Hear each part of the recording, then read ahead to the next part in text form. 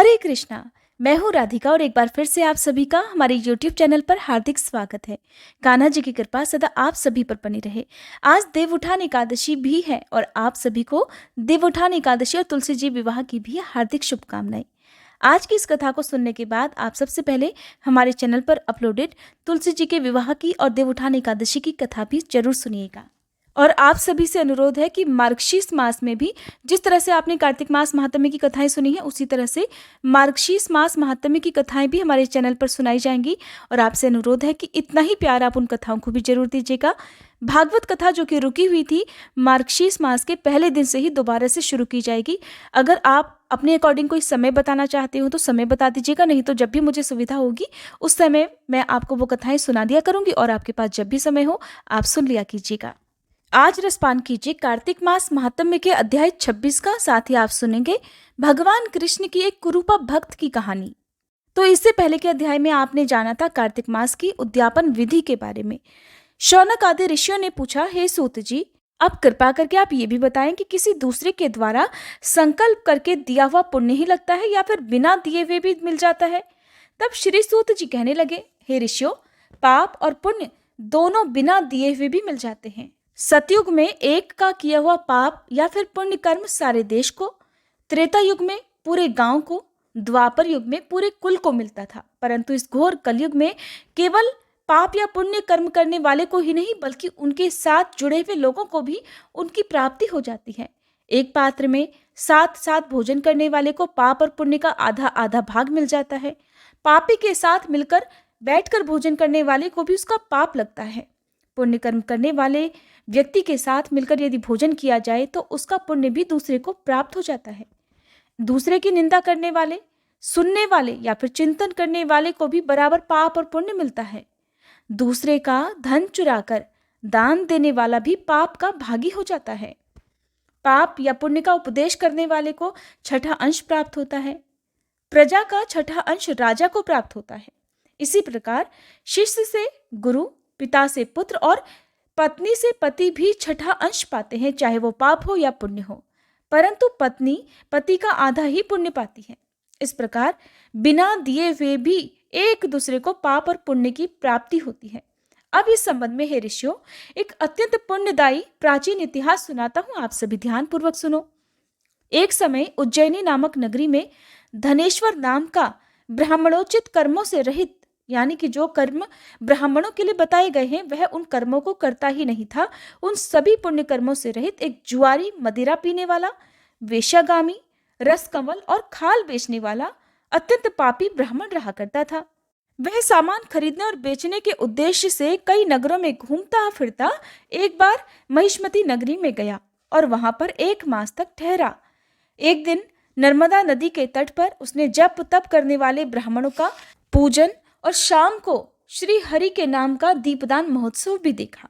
उसी रात को एक सांप ने उसे डस लिया और तब कुछ मनुष्यों ने उसके मुख में तुलसी दल और नर्मदा नदी का पवित्र जल डाला। इसके पश्चात उसकी मृत्यु हो गई और यमदूत उसे मारते पीटते यमराज के पास ले गए।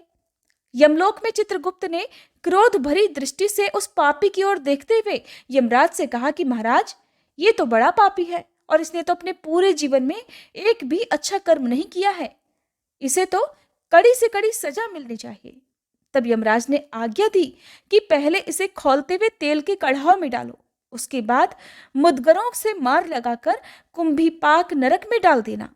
परंतु जब उस व्यक्ति को खौलते हुए तेल में डाला गया तब तेल एकदम शीतल हो गया। खौलता हुआ तेल एकदम ठंडा हो जाने की बात जब यमराज ने सुनी तो वे आश्चर्यचकित हो गए। ठीक उसी समय देवर्षि नारद यमराज की सभा में उपस्थित हुए। तब यमराज जी के पूछने पर देवर्षि नारद कहने लगे कि धनेश्वर महापापी होने पर भी कार्तिक मास का व्रत करने वालों के सत्संग के प्रभाव से पुण्यात्मा हो गया है। मृत्यु के समय नर्मदा नदी का पवित्र जल और तुलसी दल इसके मुख में डाले गए थे। श्री हरि का नाम भी इसके कानों में पड़ा। बस इसी कारण इसके सारे पाप नष्ट हो गए हैं। यमराज जी को इतना बताकर देवर्षि नारद वहां से ब्रह्मलोक को चले गए। तब यमराज जी ने भी धनेश्वर को नरक की घोर यातना से मुक्त कर दिया। इसके पश्चात धनेश्वर कुबेर देव का अनुगामी धन यज्ञ हुआ, जिनके नाम से अयोध्या नगरी में भगवान गदाधर नाम का तीर्थ विख्यात हुआ। सूत जी ने अंत में ऋषियों से कहा, हे ऋषियों, किसी इच्छा अथवा लालच से किया गया पाप गीला और कामना रहित पाप सूखा कहा जाता है। इस कार्तिक मास के व्रत के प्रभाव से मनुष्य द्वारा किए गए गीले तथा सूखे अर्थात सभी प्रकार के पाप नष्ट हो जाते हैं। हे श्रोताओ, उस परमपिता परमात्मा की कृपा से आज यह कार्तिक मास महात्म्य संपूर्ण हुआ। जो इसके अनुरूप आचरण करेगा वह तो जीवन में सभी सुख और जन्म में मोक्ष को प्राप्त होगा ही। श्रद्धा पूर्वक इस महात्म्य को पढ़ने, सुनने और सुनाने वाला भी असीम पुण्य फल को प्राप्त कर अंत समय में भगवान श्री हरि के बैकुंठ लोक को सिधारेगा। आज का अध्याय समाप्त हुआ। अगले अध्याय में आप जानेंगे तुलसी जी की महिमा के बारे में। आज से यानी कि देवउठान एकादशी के दिन से ही भीष्म पंचक व्रत यानी कि 5 दिनों तक चलने वाले व्रत, जिन्हें कार्तिक मास के पंच भिखु व्रत भी कहा जाता है। और जैसा कि मैंने आपको बहुत बार बताया कि जो लोग कार्तिक महीने में पूरे महीने नियम पालन ना कर पाते हों, कार्तिक स्नान ना कर पाते हों, किसी कारण से आपके व्रत छूट गए हों, ऐसे में आप देवउठान एकादशी से लेकर कार्तिक पूर्णिमा तक लगातार 5 दिन यदि उपवास रखते हैं तो उससे भी आपको पूरे महीने के उपवास का, पूरे महीने के नियम का पुण्य प्राप्त हो जाता है। तो आप पहले कान्हा जी की कहानी सुन लीजिए, उसके बाद आपको मैं भीष्म पंचक व्रत से जुड़ी हुई कुछ बहुत ही महत्वपूर्ण जानकारी दूंगी। अगर हो सके तो आप इस वीडियो को लास्ट तक जरूर देख लीजिएगा। एक बार गोकुल के पास के ही एक गांव में एक महिला रहा करती थी। उस महिला का नाम आनंदी बाई था। वह महिला देखने में इतनी कुरूप, इतनी भद्दी थी कि लोग उसे देखते ही डर जाया करते थे। समय बीता तो गोकुल नगरी में उस महिला आनंदी बाई का विवाह हो गया। पहले के जमाने में लोग विवाह से पहले एक दूसरे को देख नहीं पाते थे, बिना देखे ही विवाह तय होता था और ठीक विवाह के बाद ही एक दूसरे को उन्हें देखने का अवसर प्राप्त होता था। लेकिन इस समय आधुनिक युग है, आधुनिक विचार के लोग हैं, तो अब ऐसा कुछ नहीं है, जमाना बदल रहा है। लेकिन ये कहानी तब की ही है। तो विवाह से पहले आनंदी बाई के पति ने भी उसे नहीं देखा था। अगर उसे पता होता तो शायद वह विवाह करता ही नहीं। विवाह के बाद जब उसके पति ने उसे देखा तो कुरूपता के कारण उसने उसे अपनी पत्नी के रूप में स्वीकार ही नहीं किया, उसे छोड़ दिया और दूसरा विवाह कर लिया। आनंदी बाई अपनी इस कुरूपता के कारण बहुत अपमानित हुई, बहुत दुखी हुई। लेकिन उसने इस अपमान को मन में दबा लिया और निश्चय किया कि अब तो मैं गोकुल को ही अपना ससुराल बनाऊंगी, क्योंकि हुआ तो विवाह उनका गोकुल में ही था। वह गोकुल छोड़कर नहीं जाना चाहती थी। अब आनंदी बाई अकेले ही गोकुल धाम में एक छोटे से कमरे में रहने लगी। आनंदी बाई उस छोटे से घर में ही कृष्ण भगवान का मंदिर बनाकर अब भक्ति में ही लीन रहने लगी। कान्हा जी की भक्ति में खूब मस्त रहती। सुबह शाम घर में विराजमान कान्हा जी की मूर्ति के साथ बातें किया करती। कान्हा जी कभी कभी रूठ जाते तो बड़ी मान मुनव्वल करती, उन्हें मनाकर ही दम लेती। इस तरह से कान्हा जी और उस आनंदी बाई के बीच में संवाद चलता रहता और वह कान्हा जी के गुणगान ही गाया करती। पूरी तरह से उसने साधु संतों की तरह से जीवन बिताना शुरू कर दिया था। अब वह दिन भर गोकुल धाम में आने वाले साधु संतों की भी सेवा करने लगी और दिन भर सत्संग सुनती। और साधु संतों का संग तो बड़ी किस्मत से मिलता है। साधु संत की अगर वाणी आपके कानों में पड़ जाए तो कहते हैं कि उनसे भी हर प्रकार के पाप नष्ट हो जाते हैं। तो इसी तरह से आनंदी बाई का जो जीवन था वो साधु संतों की सेवा और कान्हा जी की भक्ति में बीतने लगा। दिन रात वह इसी तरह भक्ति में मगन रहने लगी। एक दिन की बात है, गोकुल धाम में गोपेश्वर नामक जगह पर भगवान श्री कृष्ण की लीला का आयोजन निश्चित किया गया। कान्हा जी की नगरी है, उनकी बाल लीलाओं का तो वहां पर आयोजन किया ही जाता था। तो इसके लिए उस जगह पर अलग अलग पात्रों का चयन हो रहा था। जब भी लीलाएं दर्शाई जाती हैं तो कई सारे पात्र उसमें भाग लेते हैं। अब संयोग से जब पात्रों का चयन हो रहा था तो उस समय आनंदी बाई भी वहां पर उपस्थित थी, या ये कह लीजिए जहां पर भी कान्हा जी के संबंध में कुछ भी लीलाएं होती थी तो वहां पर आनंदी बाई मौजूद हो ही जाती थी, वहां पहुंच ही जाती थी। तो अंत में जब कुब्जा नाम के पात्र की बात चली, अगर आपने कुब्जा के बारे में नहीं सुना है कि कान्हा जी की कहानी में या जो भगवान कृष्ण की लीलाएं हैं उसमें कुब्जा कौन थी, तो आप मुझे कमेंट करके जरूर बताइएगा। अगली वीडियो में मैं आपको कुब्जा की कथा भी सुनाने का प्रयास करूंगी। जब वहां की मंडली में कुब्जा नाम के पात्र की बात चली तब उस समय वहां पर आनंदी का पति अपनी दूसरी पत्नी और बच्चे के साथ वहीं पर उपस्थित था। उसने आनंदी बाई को देखा तो वहां पर मजाक उड़ाते हुए जितने भी वहां पर मंडली के लोग थे, सदस्य थे, उनके आगे ये प्रस्ताव रख दिया कि देखिए ये जो सामने महिला खड़ी है, ये कुब्जा की भूमिका और उसका जो भी दृश्य है वो अच्छी से निभा सकती है। और मेरी बात मानो, कुब्जा के पात्र के लिए तो यही बिल्कुल ठीक रहेगी। उसी से कहो कुब्जा की भूमिका निभाए। तो जो भी मंडली थी उन्होंने आनंदीबाई की ओर देखा और उसका चेहरा भी उन्होंने देखा। मंडली को आनंदीबाई का कुरूप चेहरा कुब्जा की भूमिका निभाने के लिए बहुत पसंद आ गया। और अब तो शायद आपने भी अंदाजा लगा ही लिया होगा कि भगवान श्री कृष्ण की लीला में कुब्जा नाम के पात्र की क्या भूमिका रही होगी, वो दिखने में कैसी होगी। जी हाँ, कुब्जा बहुत ही कुरूपा थी। तब जब उन्होंने आनंदीबाई से कुब्जा की भूमिका निभाने के लिए प्रार्थना की तो आनंदीबाई तो ये सोचकर ही बहुत खुश हो गई कि भगवान श्री कृष्ण की लीला में भूमिका निभाने का उसे अवसर मिल रहा है। वो किस बात से मना कर सकती थी भला। खुशी खुशी तैयार हो गई तो उसने कुब्जा की भूमिका निभाने के लिए हाँ बोल दिया। तुरंत ही हाँ बोल दिया, एक क्षण की भी देर नहीं लगाई। अब श्री कृष्ण का पात्र एक 8 वर्ष का बालक निभा रहा था। जैसे कि आपने रामलीला का मंचन देखा होगा, भगवान कृष्ण की लीलाओं का मंचन देखा होगा। बहुत सारे लोग होते हैं जो कि लीलाओं से संबंधित पात्र का अभिनय करते हैं। तो आनंदीबाई बहुत खुश हुई।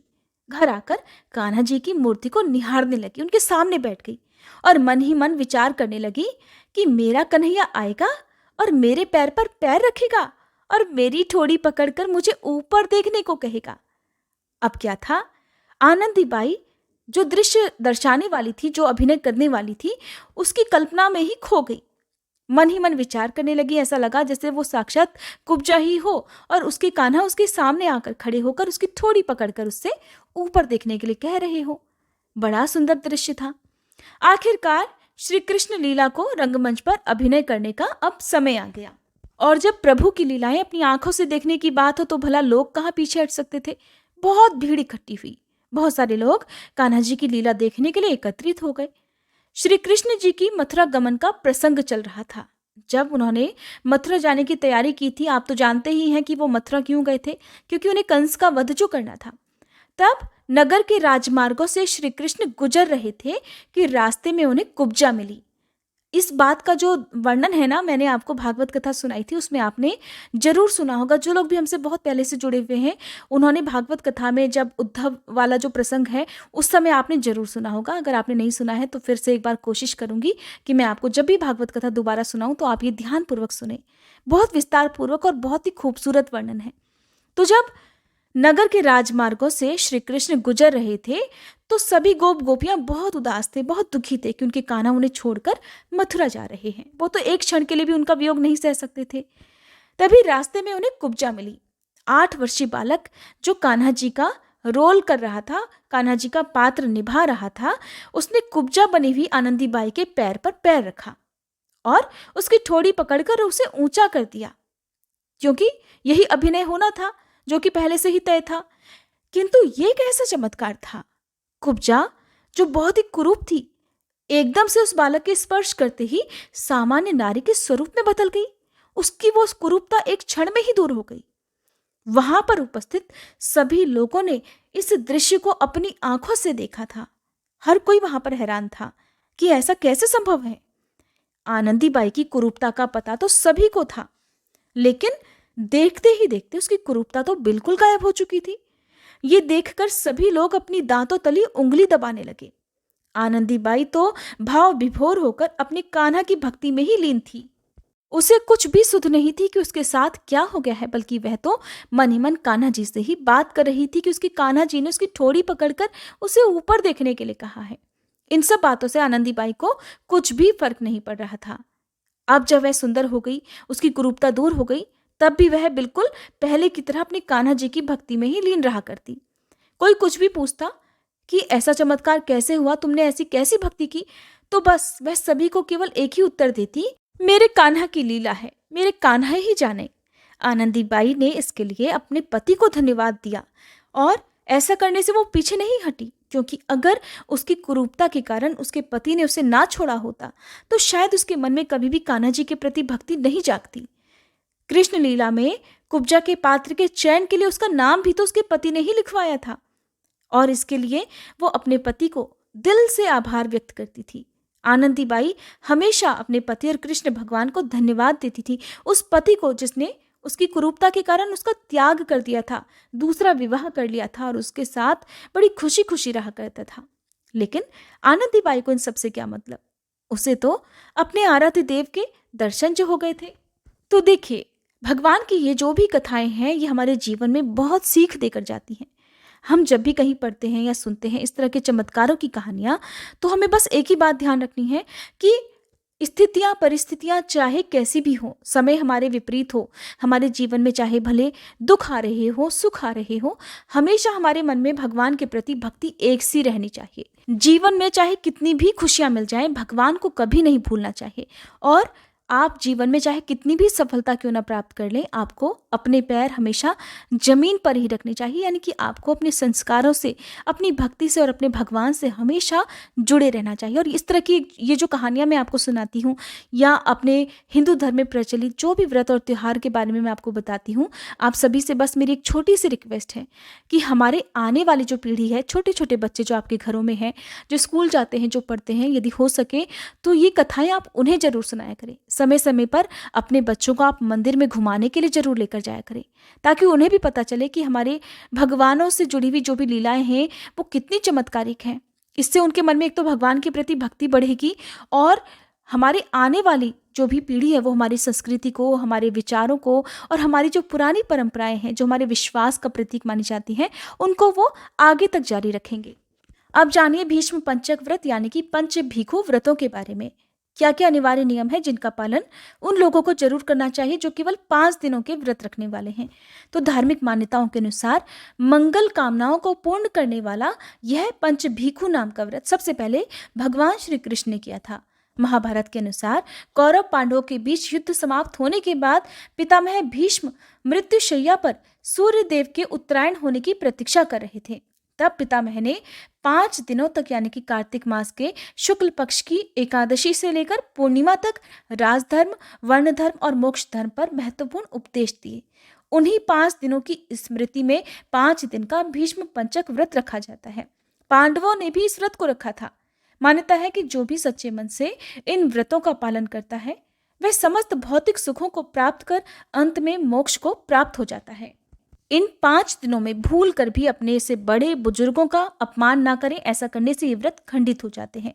तो देव उठान एकादशी के दिन सूर्योदय से पहले स्नान करके साफ वस्त्र आपको धारण करने चाहिए। फिर 5 दिनों के व्रत का आपको संकल्प भी लेना चाहिए। व्रत हमेशा संकल्प के साथ ही प्रारंभ करने चाहिए। पूजा की चौकी पर साफ पीला वस्त्र बिछाकर उस पर सबसे पहले भगवान कृष्ण और भगवान श्री हरि की मूर्ति या फिर तस्वीर की स्थापना करें। साथ ही आपको आज के दिन भीष्म पितामह का भी ध्यान करना चाहिए। उन्हें फिर आप चंदन पुष्प अर्पित करें। ध्यान रखें कि एकादशी का दिन है तो भगवान श्री हरि को अक्षत अर्पित नहीं किए जाते हैं। इस दिन घर में चावल या चावल से बनी हुई कोई भी वस्तु का सेवन नहीं करना चाहिए। अब दीपक जलाएं, हो सके तो अखंड ज्योत जलाएं, नहीं तो साधारण दीपक भी आप जला सकते हैं। जो लोग बहुत ज्यादा नियमों का पालन करते हैं और ऐसे में कार्तिक मास के सभी दिनों में आप पालन ना कर पाए तो वो लोग 5 दिनों तक अखंड ज्योत भी जला सकते हैं। जिस तरह से नवरात्रि में 9 दिन तक अखंड ज्योत जलाई जाती है, अगर आप घर पर ही रहते हो या घर पर कोई और अखंड ज्योत का ध्यान करने वाला हो जो बुझ ना पाए, ध्यान देते रहें बीच बीच में, तब तो आप 5 दिनों तक अखंड ज्योत भी जला सकते हैं, जो कि कार्तिक पूर्णिमा की रात तक जलेगी। और जब कार्तिक पूर्णिमा की तिथि समाप्त होने वाली हो तो उसके बाद उसमें तेल या घी डालना बंद कर देना चाहिए। अगर ऐसा ना कर पाए तो कोई बात नहीं, आप साधारण दिया जो सुबह और शाम जलाते हैं वो आप जला सकते हैं। जो लोग शारीरिक रूप से सक्षम हो, आपकी श्रद्धा है, अनिवार्य नहीं है, तो भीष्म पंचक के 5 दिनों में आप अन्न का पूरी तरह से त्याग कर केवल फलाहार रखने का भी संकल्प ले सकते हैं। शाम की पूजा करके आप फलाहार ले सकते हैं, दिन में आप चाय वगैरह ले सकते हैं। और एक नियम और भी है, आपकी कोई भी प्रिय वस्तु है जो आपको खाने में बहुत प्रिय है, जैसे कि भोजन में मीठा पसंद है या नमकीन पसंद है और आप शारीरिक रूप से अगर स्वस्थ हैं तो आप इनमें से किसी भी एक वस्तु का 5 दिनों के लिए त्याग भी कर सकते हैं। और फिर पूर्णिमा के बाद जब आप उद्यापन कर लेते हैं पूर्णिमा के दिन, तो उसके बाद से उन वस्तुओं को फिर से प्रारंभ भी कर सकते हैं। भीष्म पंचक व्रत रखने से सभी मनोकामनाओं की पूर्ण होती है। इसे किसी खास मनोकामना के लिए नहीं रखा जाता, बल्कि निसंतान लोग, अच्छा व्यवसाय, अच्छी नौकरी के लिए या जैसी आपकी कामना हो, विवाह नहीं हो रहा हो, तो उसके लिए भी आप भीष्म पंचक व्रत नियम और संकल्प के साथ प्रारंभ कर सकते हैं। इस व्रत में आपको क्या करना होता है कि सुबह और शाम आपको जल्दी स्नान करना होता है। सुबह को ब्रह्म मुहूर्त में स्नान करना है और शाम को भी आपको स्नान करना होता है। 5 दिनों तक यदि हो सके तो नदी में स्नान करना चाहिए, और नदी में स्नान ना कर पाए तो आप घर में ही गंगा जल मिलाकर स्नान करें। तुलसी जी की जड़ की मिट्टी आप अपने हाथों में लगाकर उसके बाद तुलसी माता को प्रणाम करके भी स्नान कर सकते हैं। हालांकि मार्गशीर्ष मास में नियम से ऐसा किया जाता है। तो आप सुबह को स्नान करें, सूर्य देवता को 1 लोटा जल अर्पित करें। उसके बाद आप अपनी जो भी पूजा करनी होती है, नॉर्मल पूजा, वो सुबह और शाम करते रहें। और आपको रात के समय तुलसी जी की पूजा करनी है। जैसे रविवार का दिन है, एकादशी का दिन है, उस दिन जल अर्पित नहीं करते हैं। केवल देव उठान एकादशी ऐसी एकादशी होती है जब भगवान विष्णु को हम जगा देते हैं, तो उसके बाद क्योंकि तुलसी जी का विवाह भी किया जाता है। अधिकतर लोग द्वादशी तिथि को करते हैं, लेकिन एकादशी के दिन से तुलसी जी का विवाह प्रारंभ हो जाता है। जागने के बाद भगवान विष्णु तुलसी जी की ही प्रार्थना स्वीकार करते हैं, उन्हें पत्नी के रूप में स्वीकार करते हैं। तो ऐसे में हम देव उठान एकादशी के दिन तुलसी जी को जल भी अर्पित कर सकते हैं, और यदि आवश्यकता पड़ी तो तुलसी दल उस दिन तोड़ भी सकते हैं, उसका दोष नहीं लगता है। पूरे साल में पड़ने वाली सभी एकादशी व्रतों में एकमात्र यही दिन ऐसा होता है जिस दिन आप जल भी अर्पित कर सकते हैं। तुलसी दल यदि आवश्यकता पड़े तो तब तोड़ सकते हैं, अनावश्यक रूप से तुलसी दल नहीं तोड़ने चाहिए। इस दिन तुलसी जी को छूने से दोष भी नहीं लगता है। लेकिन रविवार के दिन आपको या ग्रहण के दिन आपको तुलसी जी को स्पर्श नहीं करना चाहिए। इन दिनों में आपको तुलसी जी को जल भी अर्पित नहीं करना चाहिए। और फिर इन पूरे 5 दिनों में जो जो विशेष दिन आते हैं, जैसे कि देव उठान एकादशी का दिन, फिर अगले दिन द्वादशी तिथि होती है। अधिकतर लोग इस दिन तुलसी जी का विवाह कराते हैं। आसपास कहीं तुलसी जी का विवाह हो रहा हो तो आप वहां पर शामिल हो सकते हैं। द्वादशी तिथि के बाद अगले दिन त्रयोदशी तिथि आती है, जिस दिन प्रदोष व्रत रखा जाता है। प्रदोष व्रत यदि आप नहीं रखते हैं तो भी इस दिन आपको भगवान श्री हरि के साथ भगवान विष्णु की पूजा करनी चाहिए। चतुर्दशी तिथि, जो कि बैकुंठ चतुर्दशी के नाम से जानी जाती है, बहुत ही महत्वपूर्ण होती है, बहुत ही खास होती है। इस दिन दीपदान किया जाता है, 365 बाती का दीपदान। यदि हम बैकुंठ चतुर्दशी और कार्तिक पूर्णिमा के दिन करते हैं तो यकीन मानिए कि जिन लोगों ने अपने पूरे साल में एक भी दीपक नहीं जलाया हो, किसी कारण से दीपदान ना कर पाए हो, तो केवल इन 2 दिनों में दीपदान करने से पूरे साल भर में किए गए दीपदान का पुण्य प्राप्त हो जाता है, यदि मन में श्रद्धा और विश्वास सच्चा हो। 365 बातियां कैसे बनाई जाती हैं?